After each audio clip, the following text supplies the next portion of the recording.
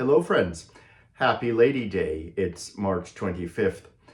March 25th is the feast of the Annunciation of the Blessed Virgin Mary, the story told in Luke's Gospel when the angel Gabriel comes to the Virgin Mary and announces to her that she is going to be the bearer of God to the world. And we know the story. She is shy and uncertain, even frightened, and she demurs and says, this isn't possible. How can this be since I'm a virgin? But of course, she finally acquiesces. She accepts this calling, this news, this annunciation, and says famously, "Let it be unto me according to your word."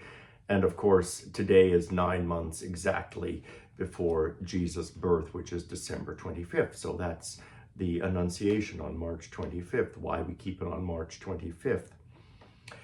But I also began by saying Happy Lady Day, and that's an old term, an old name that was common in previous generations, but previous time, particularly in the British Isles.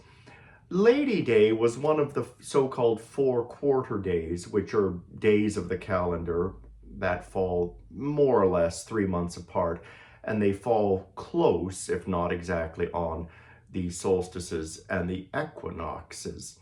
And so this was a way they had of marking time in a kind of way that was connected with the religious calendar. And we still know most of these days. We have Lady Day, which is today, March 25th. We have Midsummer Day, which is the 24th of June, which is the Nativity of John the Baptist. We have Michaelmas Day, which is the 29th of September, which is the Feast of Michael and all angels. And of course, we have Christmas Day, December 25th, the Feast of the Nativity.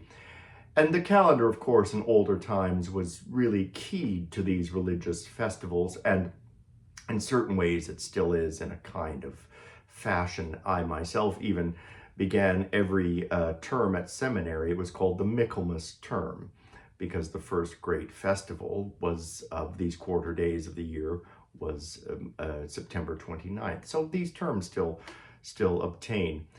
There are also cross quarter days, which fall between these quarter days.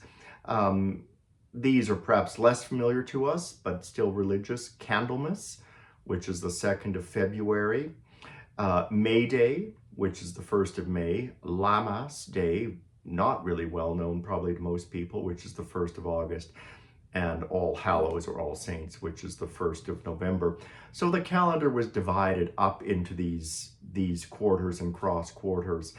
And that's why things like Groundhog Day are on Candlemas. These aren't just accidental things that happen, but they're all connected to this way of telling time, a way that was connected, as I said earlier, to the religious calendar. So that's something about Lady Day. It's we could say a lot more about the Annunciation and Mary's place in our Anglican spirituality, and maybe we'll do that at a later time. But for now, I'll leave you with the prayer book version of the collect for today. We beseech thee, O Lord, pour thy grace into our hearts, that as we have known the incarnation of thy Son, Jesus Christ, by the message of an angel, so by his cross and passion we may be brought unto the glory of his resurrection, through the same Jesus Christ our Lord. Have a wonderful day, friends.